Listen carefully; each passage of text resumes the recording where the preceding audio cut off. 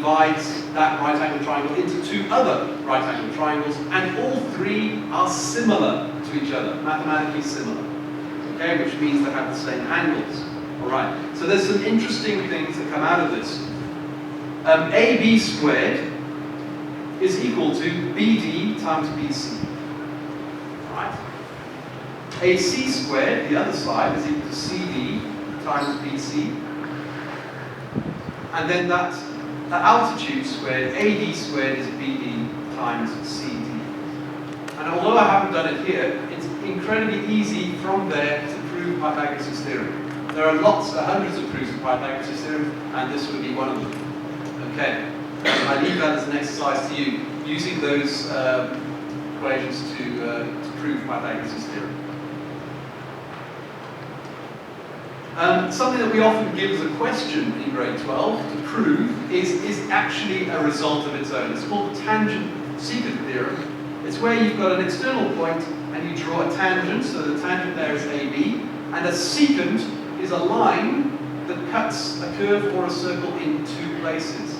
Right, so the secant there is ACD. And there's a nice rule that says AB squared is equal to AC times AD. And I think in Olympiads sometimes referred or related to something called power of the point.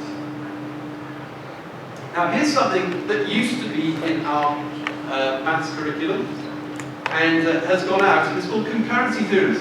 So the centroid of a triangle, and otherwise in science that would also be the center of mass, okay, the center of balance, is found by drawing the medians. Right? Do you know what a median is, firstly? Now, the word median would be absolutely expected, and yet we don't use it in maths, in our maths curriculum in school. But what is a median? And you can guess from the diagram what it is. What is it? It's the line drawn from a vertex of a triangle to the midpoint of the opposite side. That is a median. Okay? So if you draw all three medians in a triangle, you will find the centroid. In fact, if you just draw two of them, you'll find the centroid, and then the other one will pass through that centroid. Another important point in a triangle is the orthocenter. We find the orthocenter by basically drawing the height, the three heights, the three altitudes of the triangle.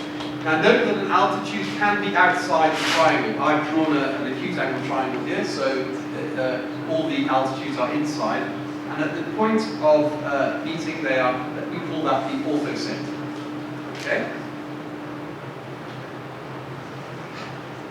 If I take the perpendicular bisector of each side of a triangle, I will find something called the circumcenter. And the circumcenter is the center of the circle that can be drawn around the triangle. Okay, so that's another very important point.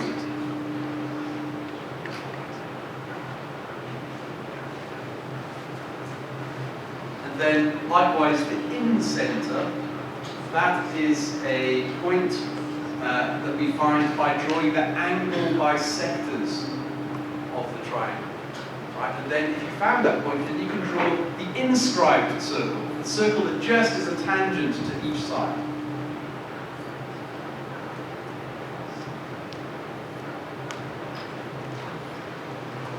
Right, now it's a very complicated looking diagram.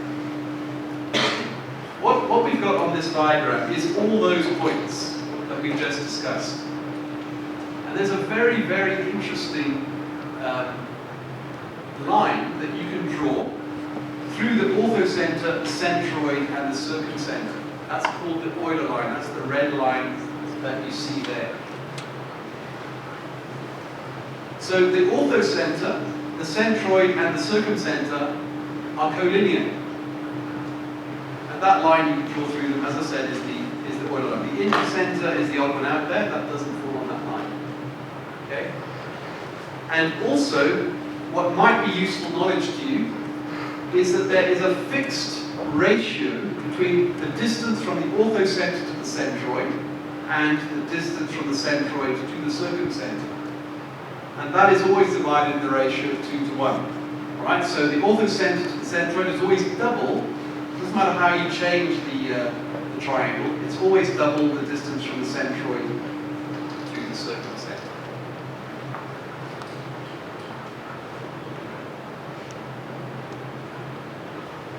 So that's quite an important thing, and might be useful in a geometry problem in the third round. Right, I'm going back now to functional equations. Again, this is one of those topics that I think are incredibly difficult. And as I look at solutions to functional equations, I ask myself, how are we preparing students in school to answer these problems? And I feel that we're not.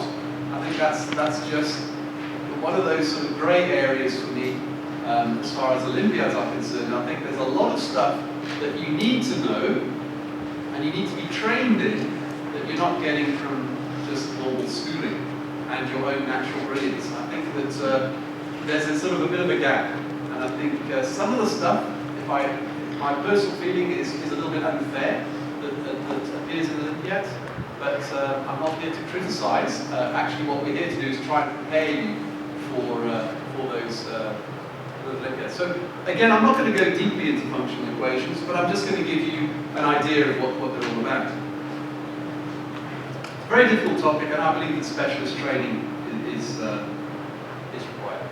So a basic example might be to find all functions which satisfy this: f of x equals x. Now, if you're in grade 10, you may not have done much with functions generally, okay? Let alone be comfortable enough with them to answer Olympiad problems involving them. Okay, so you've got to be firstly, really comfortable with the notation of functions. And it's not just simply saying, well, f of x is x squared plus 2x minus 3, a parabola, and then substituting in f of 2, or whatever, and finding a value. That's kind of what we do in normal schooling. We operate. We might find an inverse function when we get to grade 12. But that's really not even grazing the surface of what you have to do in an Olympiad problem. Okay? So we're saying, if you've got f of x equals x, can anyone think of a function for which that would be true? In other words, what you're doing is you're substituting the function into itself, and the result is simply x. You're going to think of an example. And you can't say f of x equals x, because that's what we call a trivial solution. You can think of an example. Yes? 1 over x works, correct. If you think of 1 over x, it would be, if you go f of x, it's 1 over x.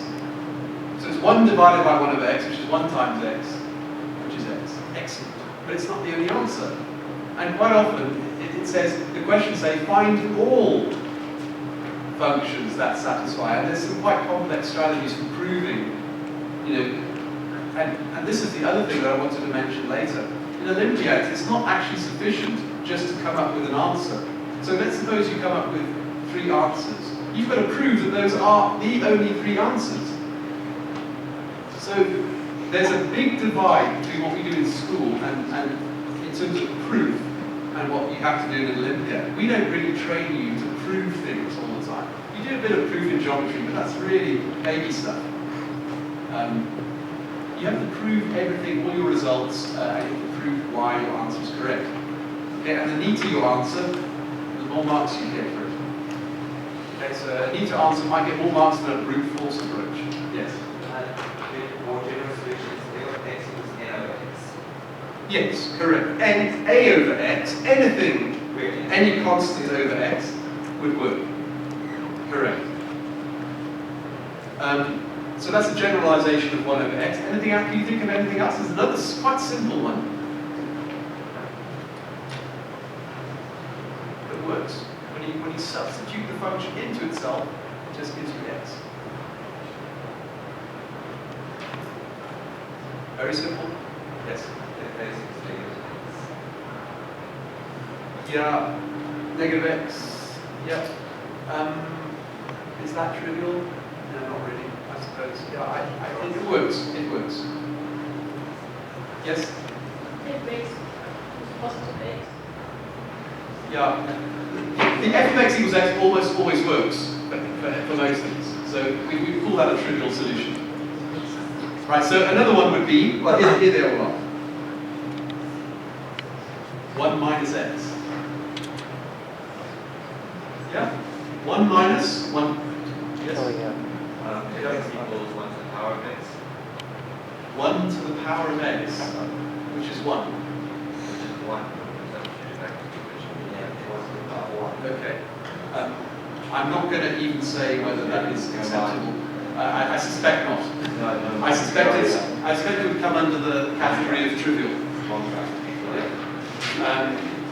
So 1 minus x works, and then a over x works, and then a general, these are two specific cases actually of a more general case, and the more general case is a minus x over 1 plus bx.